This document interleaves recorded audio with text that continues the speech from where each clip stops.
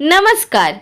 ये 5 पौधे धन का नाश करने वाले होते हैं, अपने घर से तुरंत उखाड़कर फेंक दे।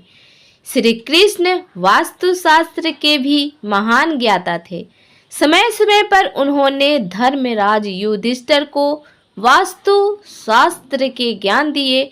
उन्होंने 5 ऐसे पेड़ पौधे के बारे में बताया है जो घर या किसी भी सीमा में नहीं लगाने चाहिए। ऐसे पौधे विनाशकारी होते हैं और घर के लोगों की उन्नति और प्रगति को रोकते हैं। वास्तुशास्त्र के अनुसार घर में पेड़ पौधे लगाना शुभ होता है, इससे सकारात्मकता और शुभता आती है।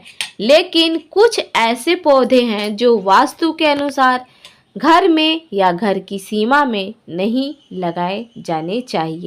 आइए जानते हैं। नंबर 1, घर के इस एरिया में ना लगाए कोई पौधा। भवन के आग्नेय और नेत्र कोण में किसी भी प्रकार के वृक्षों को लगाना शुभ नहीं माना जाता है। ये जल्द ही सूख जाते हैं और अशुभता लाते हैं। नंबर 2, घर के मुख्य द्वार पर नहीं पड़नी चाहिए किसी वृक्ष की छाया। भवन के मुख्य द्वार पर किसी वृक्ष की छाया का पड़ना अच्छा नहीं माना जाता है, इससे छायावेद उत्पन्न होता है। वास्तु के अनुसार इसे दोष उत्पन्न होता है जो घर के सदस्यों के लिए अशुभता लेकर आता है।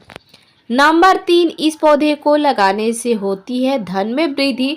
घर के उत्तर दिशा में पाम और कनक चंपा का पौधा लगाने से धन में वृद्धि होती है। यदि घर के मुखिया बिजनेस करते हैं तो उन्हें घर की सीमा में बेल या नीम का पौधा लगाकर उनका पालन पोषण करना चाहिए।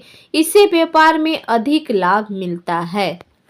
नंबर 4, नीचे से ऊपर की ओर न आती हो लता।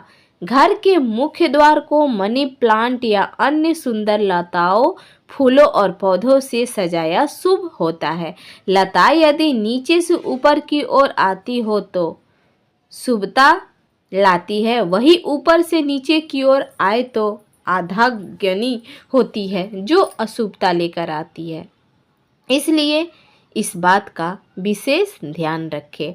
नंबर 5, कांटेदार पौधे नहीं लगाने चाहिए क्योंकि ऐसे पौधे घर के वास्तु को प्रभावित करते हैं।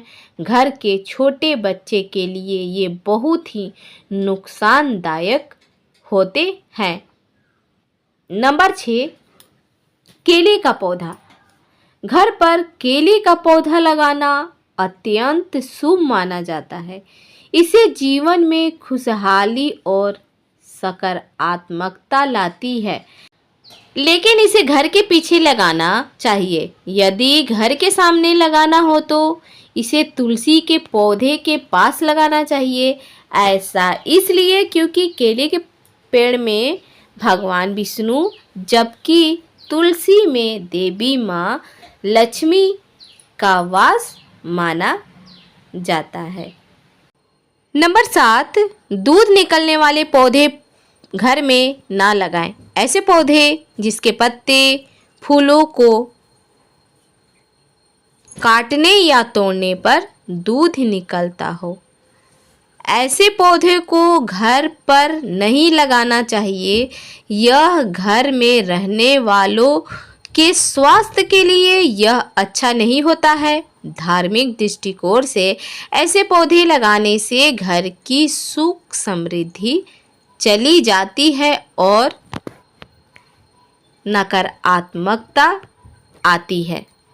नंबर 8, बोसाई का पौधा घर में नहीं रखना चाहिए क्योंकि वैज्ञानिक तरीके से ऐसे पौधे के ग्रोथ को रोक दिया जाता है।